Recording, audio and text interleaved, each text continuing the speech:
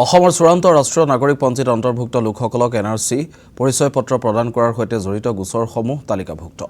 আজি উচ্চতম ন্যায়ালয়ত শুনানিৰ বাবে তালিকাভুক্ত হয় গোচৰসমূহ। শুনানিৰ সময়ত উচ্চতম ন্যায়ালয়ে এই বিষয়ত ভাৰত চৰকাৰ নিজৰ উত্তৰ দাখিল কৰিবলৈ নিৰ্দেশ দিয়ে। এনআৰচিৰ পৰিচয় পত্ৰৰ বিষয়টোক লৈ জমিয়ত উলেমা-ই-হিন্দ, আমছু, অসম সংখ্যালঘু সংগ্ৰাম পৰিষদ, জমিয়ত আনফাৰ আৰু জমিয়ত বদৰুদ্দিনৰ সৈতে জড়িত সংশ্লিষ্ট বিষয়সমূহ আদালতৰ সন্মুখত উত্থাপিত হৈছে। লগতে কংগ্ৰেছৰ সংখ্যালঘু বিধায়কসকলৰ পক্ষৰ পৰা বিষয়টো সমৰ্থনৰ হস্তক্ষেপৰ পৰা উত্থাপন কৰা হৈছে। এই সংশ্লিষ্ট গোচৰসমূহ একেলগে শুনানিৰ বাবে সংযোগ কৰা হৈছে। গোচৰসমূহত জ্যেষ্ঠ অধিবক্তা কপিল সিবাল, সালমান খুৰছিদ আৰু সঞ্জয় আৰ হেগড়ে লগতে অধিবক্তা এম.আৰ. শামছাদে পক্ষসমূহক প্ৰতিনিধিত্ব কৰে। ইয়াৰ লগতে হিতেশ দেৱ শৰ্মাৰ সৈতে জড়িত আন এটা গোচৰ সংযুক্ত কৰা হৈছে। উক্ত গোচৰত তেওঁৰ হৈ অধিবক্তা মনীষ গোস্বামী উপস্থিত হয়। এই গোচৰত এনআৰচিৰ প্ৰক্ৰিয়াৰ পুনৰ প্ৰমাণীকৰণ পুনৰীক্ষণ বিচৰা হৈছে। অসমৰ এনআৰচি প্ৰকাশৰ পৰৱৰ্তী পৰ্যায়ৰ সৈতে জড়িত কেইবাটাও গুৰুত্বপূৰ্ণ বিষয় উচ্চতম ন্যায়ালয়ৰ বিবেচনাধীন হৈছে। উচ্চতম ন্যায়ালয়ে বৰ্তমান কেন্দ্ৰীয় চৰকাৰৰ উত্তৰ বিচাৰিছে। পৰৱৰ্তী সময়ত পক্ষসমূহৰ বক্তব্য আৰু আদালতৰ নিৰ্দেশ অনুসৰি গোচৰসমূহ পুনৰ শুনানি হ'ব।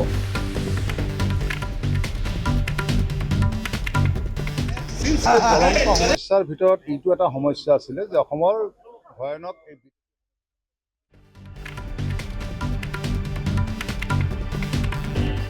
গতিকে এই বিষয়টো চিৰদিনৰ কাৰণে নিষ্পত্তি হৈ যোৱাৰ কাৰণেই তৰুণ গগৈ কেন্দ্ৰীয় চৰকাৰ আৰু আছুৰ মাজত প্ৰথম ত্ৰিপাক্ষিক বৈঠক হৈছিলে। গম পায় যে এনআৰচিৰ উন্নতীকৰণ কৰা হ'ব।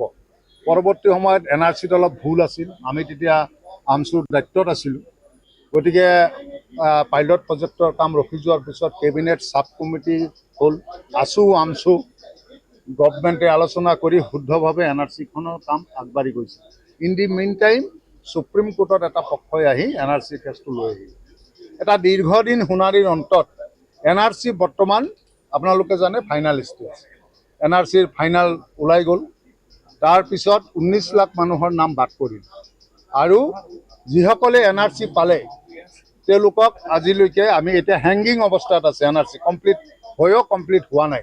গতিকে এই বিষয়টো লৈ বৰ্তমান আমছুৰ নেতৃত্ব আৰু জমিয়তৰ নেতৃত্বই দুটা গোচৰ ৰুজু কৰিছে ইয়াতে। গতিকে আমাৰ কথাটো হৈছে এনেকুৱা ধৰণৰ যে সম্পূৰ্ণ সুপ্ৰিম কোৰ্টত তত্বাৱধানত এনআৰচিখন হৈ যোৱাৰ পিছত যি 19 লাখ মানুহৰ নাম বাদ পৰিল তেওঁলোকক এতিয়ালৈকে আপিলৰ সুযোগ দিয়া নাই, ৰিজেকশ্যন শ্লিপটো দিয়া নাই। গতিকে এই ৰিজেকশ্যন শ্লিপ দিব লাগে আৰু যিসকলৰ নাম এনআৰচিত আহি গ'ল তেওঁলোকক নেশ্যনেল আইডেণ্টিটি কাৰ্ড যিটো এনআৰচিৰ অন্তিম পৰ্যায়ত আমি পাব লাগিছিল, এইটো বিষয়েও চৰকাৰে হুকা পিছলা কৰি আছে। গতিকে আমি ক'ব খোজোঁ যে সুপ্ৰিম কোৰ্টত আমাৰ দুটা পক্ষৰ হৈ আমাৰ কপিল সিবাল ডাঙৰীয়া বা আমাৰ সলমান খুৰছিদ ডাঙৰীয়া এখেতসকলে কথাখিনি নিশ্চিতভাৱে আইনৰ গণ্ডিৰ ভিতৰত ক'ব।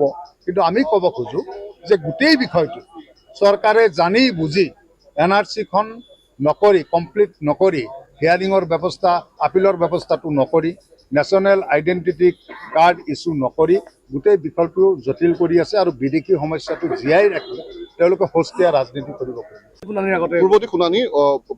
পূৰ্বৱৰ্তী শুনানি 6 সপ্তাহৰ পাছত আৰু এই 6 সপ্তাহৰ ভিতৰতে চৰকাৰী পক্ষই যিখিনি কাউণ্টাৰ এফিডেভিট দিব আছে দিব লাগিব। আমাৰ ফালৰ পৰা RGI যোনখন এফিডেভিট ফাইল কৰিছে তাৰ ৰিপ্লাইটো আমি এই 6 সপ্তাহৰ ভিতৰত দিব লাগিব। তাৰপিছত আৰু কিছুমান অনুষাংগিক কথা আছে, ধৰি লওক আৰু কিছুমান পেণ্ডিং ৰিট পেটিশ্যন আছে, সেইখিনিও যদি দৰকাৰ পৰে এই গোচৰৰ লগত শুনিব। আচলতে এনআৰচিৰ কেছটো ইতিমধ্যেতো চলি আছে, কিন্তু এনআৰচিৰ কেছত কিছুমান বস্তু যিহেতু আগুৱাই যোৱা নাছিল আমি এখন ৰিট পেটিশ্যন ফাইল কৰিছিলোঁ। এই গোটেইখিনি যদি আপুনি চাই কালেক্টিভলি ৰিট পেটিশ্যনখন এনআৰচিৰ ৰিলেটেড ৰিট পেটিশ্যন হয়, কিন্তু এখন সুকীয়া হিচাপে ৰিট পেটিশ্যন ফাইল কৰা হৈছে। 1026/25খন জমিয়ত মুস্তাক আনফৰ হুজুৰ নেতৃত্বাধীন আছাদ বাদানী হুজুৰ নেতৃত্বাধীন জমিয়তে ফাইল কৰিছে আৰু 1030/2025/25খন আমছুৰ ফালৰ পৰা ফাইল কৰা হৈছে। এই চব বস্তু ইণ্টাৰ ৰিলেটেড, কাৰণ এনআৰচিৰ প্ৰচেছটোৰ লগতে ৰিলেটেড চব বস্তু হয়।